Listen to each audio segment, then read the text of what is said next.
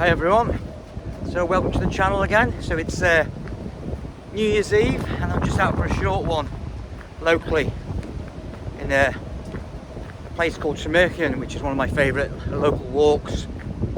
And I've just come along across one of the bridle paths that I've ridden on before, from where the kids come on their ponies sometimes. So lots of, as you can see, lots of storm damage here, and I guess the local authorities, the council, have been busy chainsawing all these trees that came down.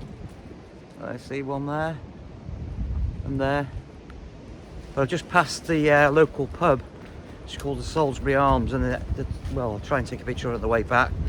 But wow, the tree that's gone down in the car park there is just humongous.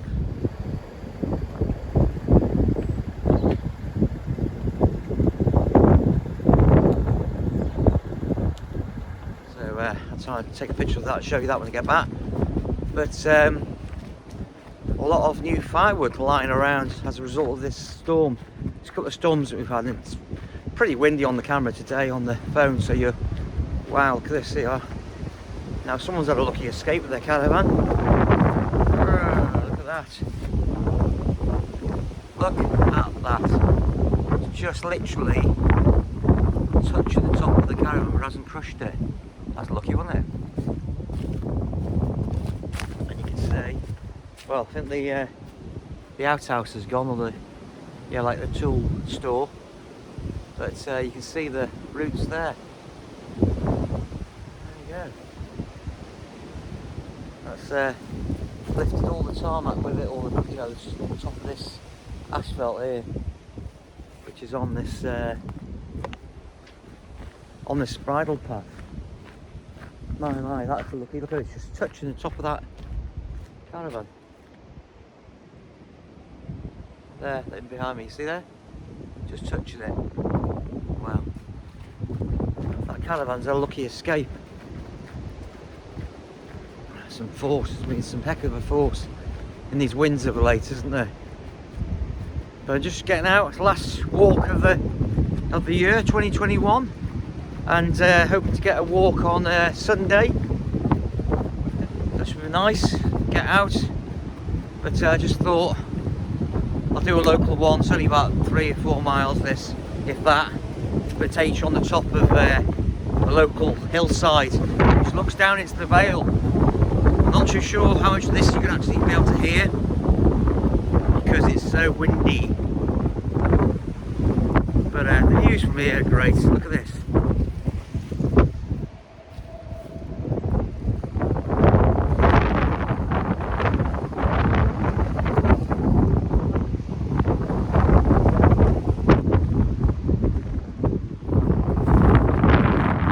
Car takes me probably 10 minutes from home. I live down there in the Vale. To get up here, it's just fantastic. So I'm going to put this away and enjoy the local bridle path. And there's a woodland here which is quite splendid. I should probably show you that in a minute, but it just takes you skirts around the side of the hillside, and then we end up on a bit of a gorse, sort of amongst the bracken on the top, which is great. And then you can sit. There's a nice chair there you can sit that somebody's put there in memory of someone, and you can kind of watch the world go by, which is my sort of walk. All right, bring you back in a minute.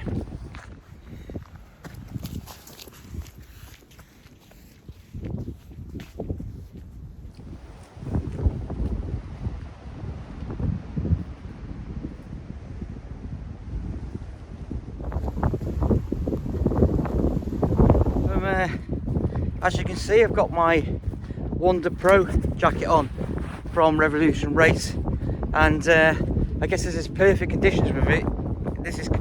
I guess this is perfect conditions for this type of hybrid jacket, where it's for hiking really, and you're going to be quite active, which is this particular walk is quite up and down, so undulation, and you you're quite active in this walk, so your body will warm up quite quickly. So just let me get another style. And says the ventilation at the back of the coat, this is what it's designed for, to let you breathe, so you don't sweat too much. And it'll be interesting, this walk will be only about 45 minutes an hour. Be interesting to see how much breathability helps with this jacket.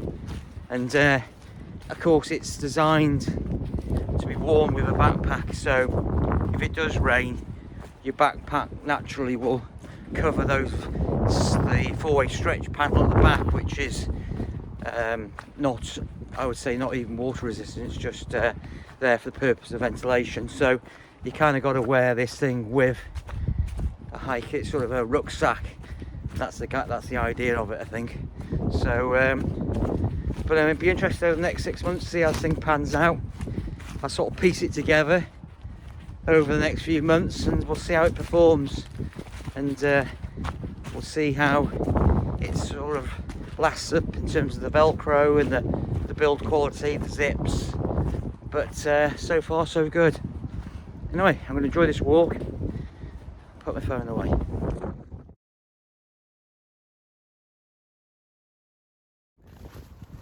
I absolutely love these old bridle paths. From a walking point of view, they're great because they're kept open by the council for horse riders, but also they're great for walkers and hikers. And this one in particular is just a splendid place to be. Where would you want to be else on there? New Year's Eve is an absolutely fabulous countryside, this. It's just really atmospheric. The clouds, the sort of wind's getting up, and you can just see over there in the vale the sun coming through the clouds. Isn't that beautiful?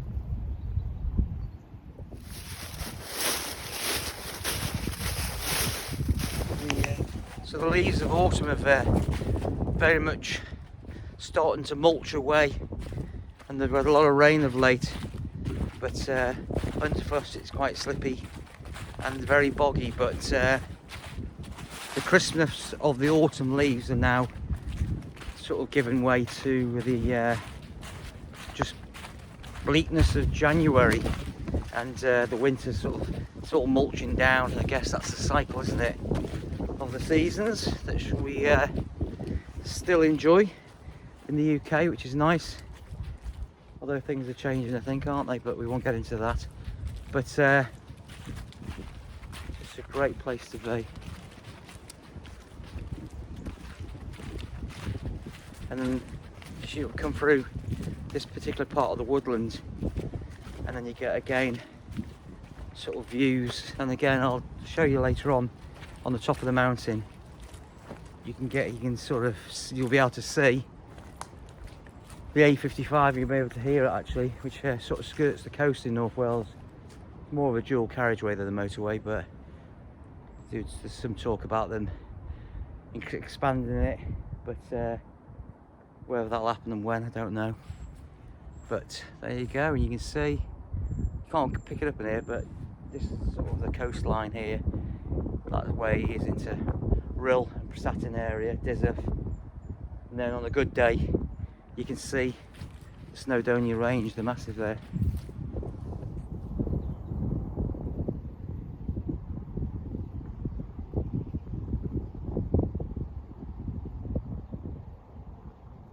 So this is one of the bridle paths we frequent quite often with the ponies, and I've certainly ridden a bit a few times when I've had a horse. But now as Isabel is getting older, she's able to go off and kind of do her own thing as well, because she's a more capable rider now, and she's able to go off on her own and do things, which is great. It's just fabulous tracks here from a sort of walking perspective and a horse riding perspective. You hardly see anyone, and certainly no traffic up here. So it's just fantastic to get away from the roads and enjoy this type of unspoiled landscape. I always like that view there, that collection of trees. Always makes a good picture, that. And when, depending on the sort of the time of day, where the light's going, just get a great picture from that. It's just lovely, isn't it? Anyway, let's get on top of this hillside and I'll show you some of the more of the views. So as I was just coming up that lane there, up this route, so I was just coming up that path there, I've just noticed, never noticed it before because I'm obviously usually busy on this path with Isabel looking after her, or I've done it before when the horses have been sort of galloping up here. But behind us you can see just the remains there of an outbuilding, and a bit further along here you can see the outline of another building there. So they would have been probably part of the original farm, the upland farm, and whether that's a sheepfold or a dwelling, I don't know. I might have to have a look on the Ordnance Survey map. But isn't it? It's interesting how buildings are built, created, and then just with the landscape, it's sort of disappear back into the landscape, and nature takes over to the point where there's nothing much to see to the eye. I guess that's where archaeological digs and that thing come are interesting, because you know, over thousands of years.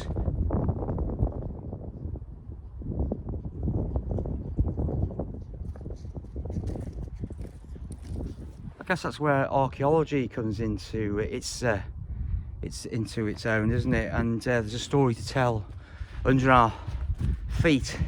You wonder, really, this is a bridle path now, but how long has this path been here and what's it been used for? So it's almost like a drover's route, isn't it?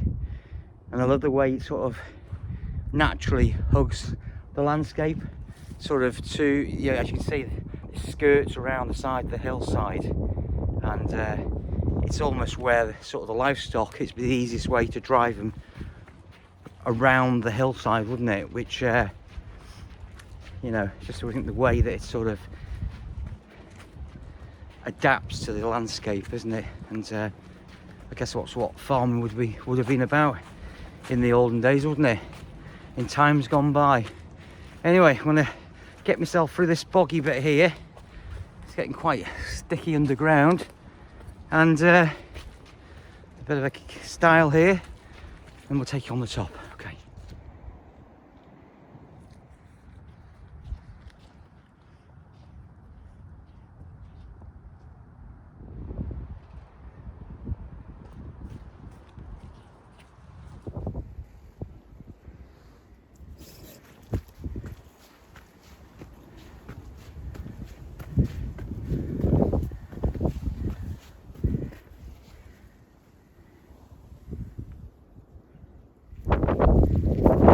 This is a short section of the Offa's Dyke path, and it's above the village of, as I said, Tremarchan in North Wales, near a place called St Asaph.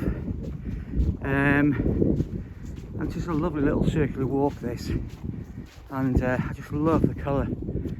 Any time of the year you come here, this bracken is always like a rich colour, and it's just like this hillsides there, the clouds, you can see it now. You've got pasture land.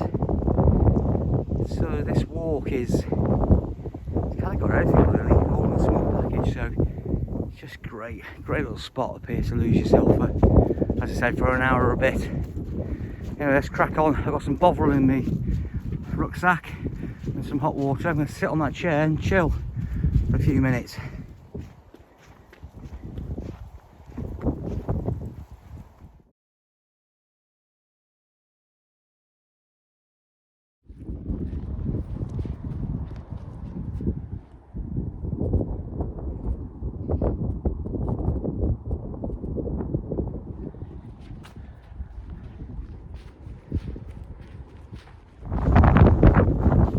Put this fence in here, which has got a divide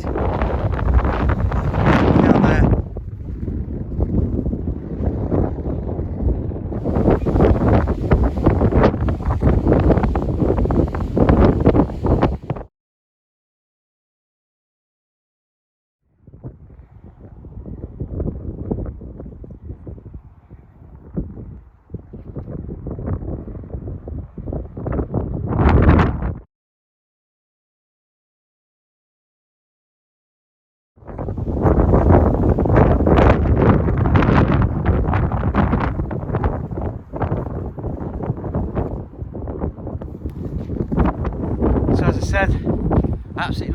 this local hillside above Tremerkin, and you can just get a great view along the coastline on a summer's day, and across the A55 to the other side of the Glwydins here. Behind me you can see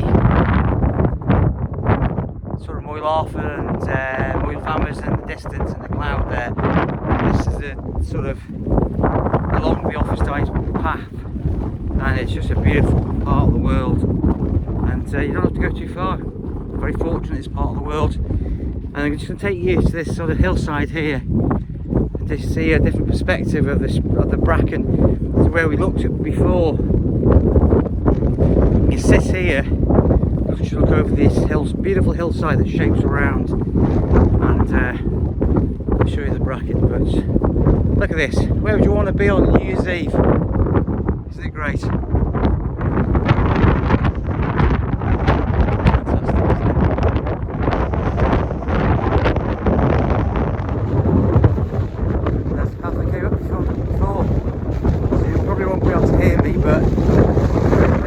Below, the way it skirts around the mountain. Is that a fabulous scene there with the sunlight coming through, skirting along the vale?